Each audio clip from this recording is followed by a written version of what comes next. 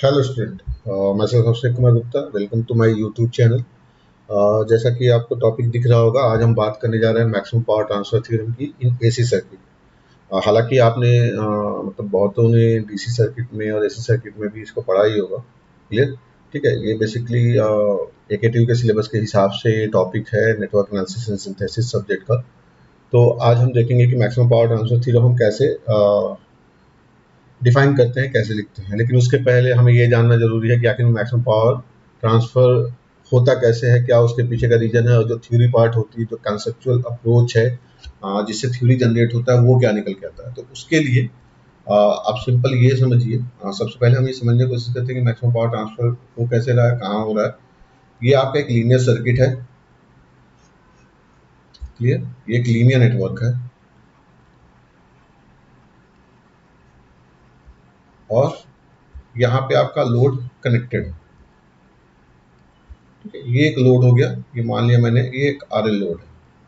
Generally अगर आप देखोगे ना, अगर मैं हाई पावर की बात करूं, तो जनरली जो लोड होते हैं वो इंडक्टिव लोड होते हैं, जैसे मोटर हो गया। क्लियर? अगर आप इलेक्ट्रॉनिक्स में जाओगे, टीवी हो गए, एंटीनाज हो गए, जहाँ पे हमें मैक्सिमम पावर ट्रांसफर थ्योरम की ज़रूरत होती है, जिससे हम सिग्नल को नॉइज फ्री पा सकें, कोई इंटरफेरेंस क्रिएट ना हो। क्लियर? तो यहाँ पे हम ये एज्यूम करके चल रहे हैं कि हमारा जनरली जो लोड है वो एक इम्पिडेंस लोड है, जो जेडएल है। जेडएल की वैल्यू की अगर मैं बात करूँ, तो जेडएल इक्वल टू क्या हो जाएगा? आरएल प्लस जे एक्सएल के बराबर। यानी कि नोड ए और नोड बी।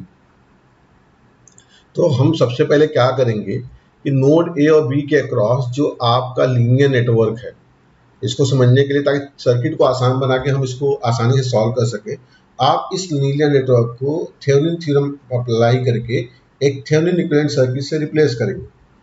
क्लियर? तो मैंने यहाँ पे इसको एक थेवेनिन सर्किट से रिप्लेस कर दिया।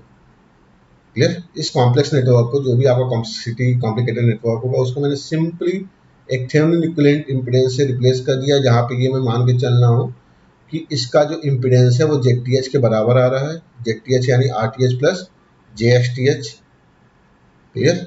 आर प्लस जे एक्स, ये इसका थेवेनिन इक्विवेलेंट इम्पीडेंस आ गया। क्लियर? ये terminal A, terminal B. Clear? मैंने इसका थेवेनिन इक्विवेलेंट सर्किट के साथ रिप्लेसमेंट कर दिया। फिर से आपका यहाँ पे लोड आ जाएगा। ठीक है, ये आपका लोड होगा are L and J x. यानी कहने का मतलब क्या है यहाँ पे कि आपका जो ये लोड है, लोड यहाँ पे वेरिएबल है। क्लियर? लोड वेरिएबल है। लोड वेरिएबल होने का मतलब ये हो गया कि R L as well as J XL दोनों आपके वेरिएबल है, और आपका मैक्सिमम पावर ट्रांसफर होके इस लोड पे पहुंच रहा है। क्लियर? तो यहाँ पे हम ये इस सर्किट को सॉल्व करने की कोशिश करेंगे, और मैक्सिमम पावर ट्रांसफर होने के लिए वही मैक्सिमम मिनिमा का जो कांस्टेंट आप डिफरेंशियल कैलकुलस में पढ़ते हैं, वही हमें करना है। तो ये मैंने माना कि ये करंट आई फ्लो हो रहा है इसमें। आई की वैल्यू कैलकुलेट कर लेते हैं। आई की वैल्यू आपकी आ जाएगी VTH upon Z T H plus Z L के बराबर। यहाँ पे जेड टी एच की वैल्यू ऑब्वियस सी बात है R T H plus J X T H है। क्लियर? और आपकी जेड एल की value are L plus J x L. ठीक है, वैल्यू पुट कर दें तो आई की वैल्यू आ जाएगी आपकी we T H upon, real part को एक साथ ले लिया मैंने और इमेजिनरी पार्ट को एक साथ ले लिया, तो R T H plus R L plus J X T H plus X L के बराबर। ये आप केवीएल अप्लाई करके करंट की वैल्यू फाइंड आउट कर लेंगे। ये मुझे करंट मिल गया। अगर मैं करंट की मैग्नीट्यूड निकालूं, तो आई यानी मॉड ऑफ आई की वैल्यू जो आ जाएगी वो क्या आ जाएगी? Mod of V T H, simple V T H हो गया, upon under root R T H plus R L का whole square plus X T H plus XL का होल स्क्वायर। क्योंकि हमें मैग्नीट्यूड से ही मतलब है, हमें पावर निकालना है, तो हमें किससे मतलब है? मैग्नीट्यूड से मतलब है। और पावर का मतलब यहाँ पे यही होता है कि आप जो पावर ट्रांसफर या पावर की बात करते हैं ना, वो हमेशा एक्टिव पावर की बात करते हैं, जो पावर का एक्चुअल यूटिलाइजेशन आपका हो रहा है। क्लियर? तो अगर मैं यहाँ पे पावर की बात करूँ, पी की पावर, पी यानी लोड का जो पावर आपको मिल रहा है, लोड में रजिस्टिव नेचर किसका है? केवल आर एल का। तो ऑब्वियस सी बात है कि जो एक्टिव पावर होगा वो क्या होगा? P equal to I square into R L के बराबर, न कि P equal to I square Z L. ऐसा बिल्कुल नहीं होगा, ये चीज ध्यान रखिएगा, ये गलत। आपका जो एक्टिव पावर होगा वो केवल और केवल रजिस्टिव नेचर ही शो करता है, तो उसकी वैल्यू क्या होगी? P equal to I square L के बराबर होगी। पी की वैल्यू आपकी क्या आ जाएगी, आई की वैल्यू पुट कर दीजिए यहाँ पे, तो VTH square into R T H upon, इसका होल स्क्वायर कर देंगे तो ये आ जाएगा R T H plus R L का whole square plus X T H plus XL का होल स्क्वायर। ये आपको मिल गया टर्म। ठीक है, अब ये आपका एक फंक्शन हो गया। यहाँ पे वेरिएबल क्या क्या है, आपको जहन में क्या रखना है कि आपके वेरिएबल्स क्या हैं। तो वेरिएबल्स की अगर मैं बात करूँ यहाँ पे, तो वेरिएबल्स हैं आर एल और एक्सएल। आपके जो वेरिएबल है, लोड वेरिएबल है, लोड वेरिएबल होने का मतलब क्या हो गया, R L as well XL दोनों आपका वेरिएबल है, क्योंकि एक आपका प्योर रियल टर्म है और एक आपका इमेजिनरी टर्म। तो ये दोनों आपके क्या हो गए, वेरिएबल हो। यानी अगर आप डिफरेंशिएशन यानी मैक्सिमम मिनिमम कॉन्सेप्ट अप्लाई करेंगे तो आप निकालेंगे del P upon del R L, partial differentiation with respect to R L, and del P upon del XL निकालेंगे। ये दो वैल्यू कैलकुलेट करेंगे और इसको क्या करेंगे, इक्वल टू 0। क्लियर, तो ये चीज आपने करना पड़ेगा। ठीक है, अब थोड़ा सा ये चीज आप तो कर ही सकते हो, न्यूमरेटर अपॉन डिनोमिनेटर वाले जो फॉर्मूला लगता है उस फॉर्मूले को अप्लाई करके आप ये कैलकुलेशन कर सकते हो। मैं थोड़ा सा इसमें चेंज कर रहा हूँ। चेंज क्या कर रहा हूँ, ये देखो, ये आपका आर एल होगा, sorry I square R L है। ठीक है, तो यहाँ पे चेंज क्या होगा, मैं थोड़ा सा चेंज कर रहा हूँ। वीटीएच स्क्वायर आर एल को मैं डिनोमिनेटर में डिवाइड कर दे रहा हूँ, तो इसको मैं लिख सकता हूँ R T H plus R L का whole square upon R L plus X T H plus XL का whole square upon R L. कोई फर्क पड़ रहा है, कोई फर्क नहीं पड़ रहा। बस फर्क क्या पड़ रहा है, अगर आप इसको न्यूमरेटर अपॉन डिनोमिनेटर के टर्म में देखेंगे तो न्यूमरेटर का जो फंक्शन होगा वो कांस्टेंट हो जाएगा और डिनोमिनेटर में आपका आर एल और एक्सएल का फंक्शन आ जाएगा सीधे सीधे। तो आपका न्यूमरेटर जब कांस्टेंट हो गया तो न्यूमरेटर से कोई लेना देना नहीं है। आपके वेरिएबल्स कहाँ है, केवल और केवल डिनोमिनेटर में है। तो आप क्यों ना डिनोमिनेटर का ही पार्शियल डिफरेंशिएशन कर लो। तो डिनोमिनेटर आपका क्या है, R T H plus R L का whole square upon R L plus X T H plus XL का whole square upon R L. ये आपका डिनोमिनेटर है। जब न्यूमरेटर कांस्टेंट फंक्शन है, डिनोमिनेटर में ही आपका फंक्शन आर एल और एक्सएल का है, तो आप डिनोमिनेटर को ही डिफरेंशिएट कर लीजिए और उसकी वैल्यू को 0 कर दीजिए, तो आपको मैक्सिमम मिनिमम कॉन्सेप्ट मिल जाएगा। आप अगर इसका डबल डेरिवेटिव निकालोगे, क्योंकि देखो ये जो फंक्शन है डिनोमिनेटर का फंक्शन, अगर मिनिमम मिलेगा आपको तो ऑब्वियस सी बात है पी मैक्सिमम मिलेगा। क्लियर, ये तो आपको क्लियर होना चाहिए। ठीक है, तो डिनोमिनेटर का डबल डेरिवेटिव निकालने की यहाँ पे कोई जरूरत नहीं है, क्योंकि आप डबल डेरिवेटिव निकालोगे तो देखो पॉजिटिव ही आएगा, आपको मिनिमा ही मिलेगा। तो आप चाहो तो निकाल सकते हो, अदरवाइज निकालने की कोई जरूरत नहीं है। ठीक है, तो हम क्या करते हैं यहाँ पे, पार्शियल डिफरेंशिएशन करें। चलो, तो हम करते हैं पहला टर्म एक्सएल के टर्म यानी del D R upon del XL. Clear, क्योंकि ये कांस्टेंट टर्म है, अगर मैं पार्शियल डिफरेंशिएशन केवल एक्सेल के वेरिएबल के टर्म में कर रहा हूँ, ये कांस्टेंट है, तो कांस्टेंट का डिफरेंशिएशन क्या गया, 0 plus 1 by R L del by del XL into X T H plus XL का होल स्क्वायर। तो ये क्या आ जाएगा आपका 1 by R L 2 into X T H plus XL into 1।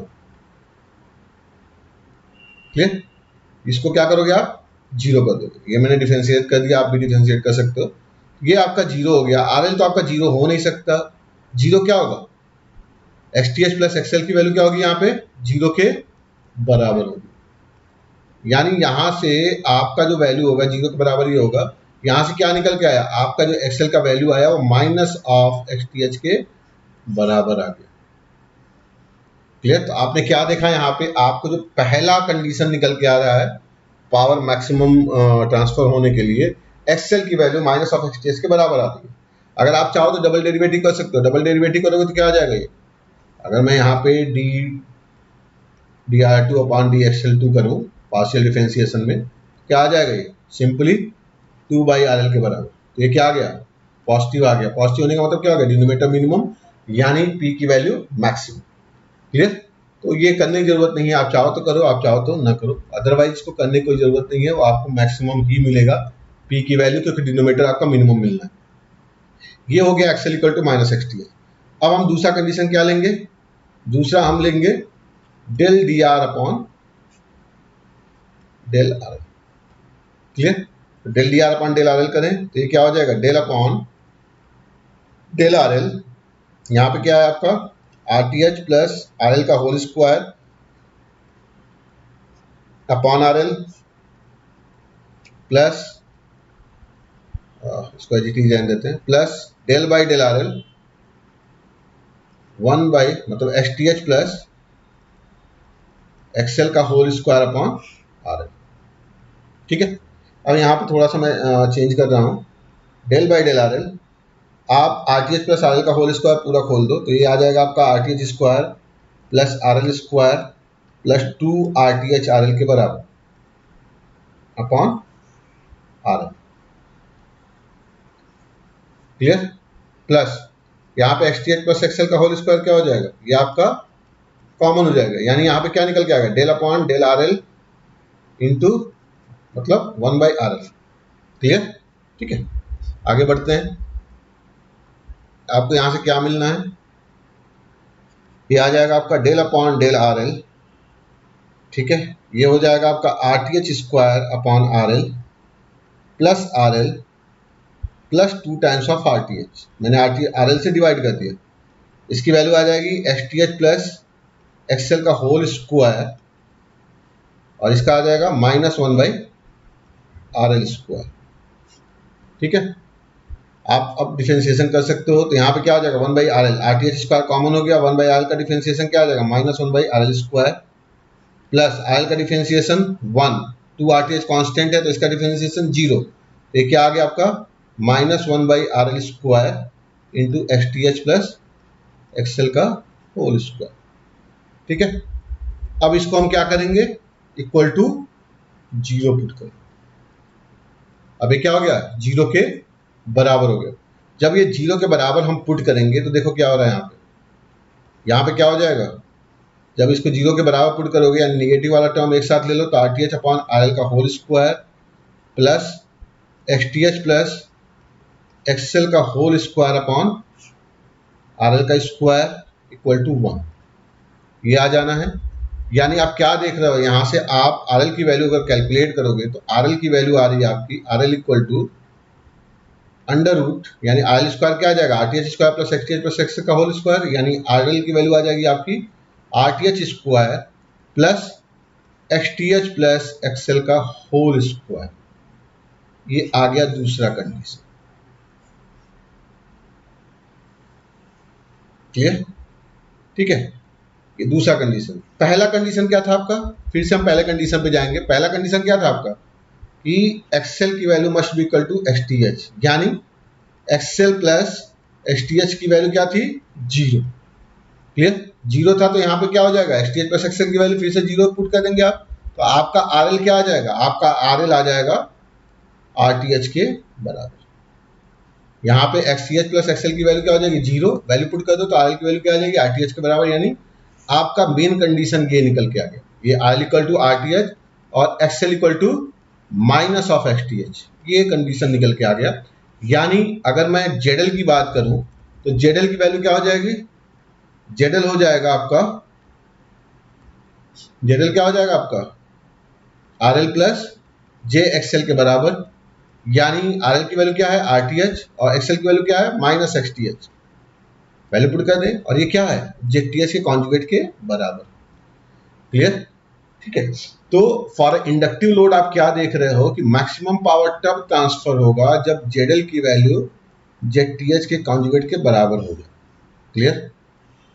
ठीक है, जब जेडल की वैल्यू जेड टी एच के कॉन्जुगेट के बराबर हो जाए तो यहाँ पे हम एक थ्योरम निकाल सकते हैं कि थ्योरम क्या आएगा, जेड टी एच, अगर मैं जेड टी एच कॉन्जुगेट क्यों बोल रहा हूँ, क्योंकि Z T H equal to क्या होता है R T H plus J X T H होता है।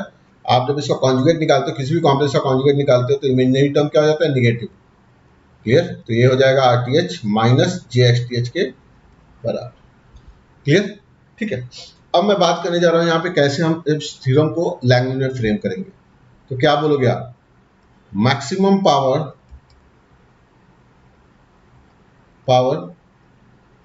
ट्रांसफर थ्योरम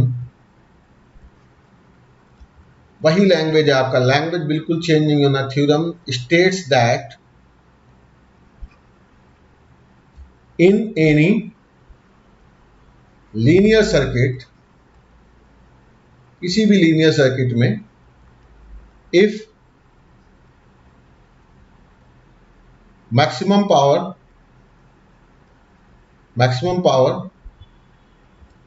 ट्रांसफर टू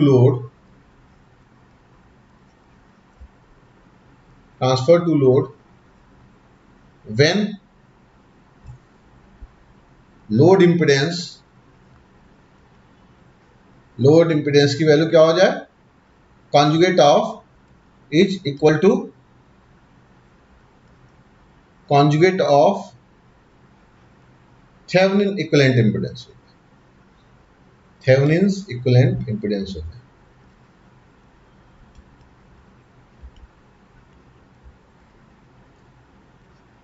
ठीक है, यही आपका थ्योरम हो जाता है।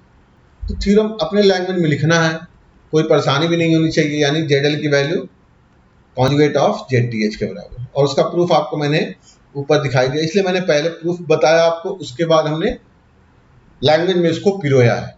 ठीक है, अगर मान लो एक स्पेशल कंडीशन लेते हैं, स्पेशल कंडीशन,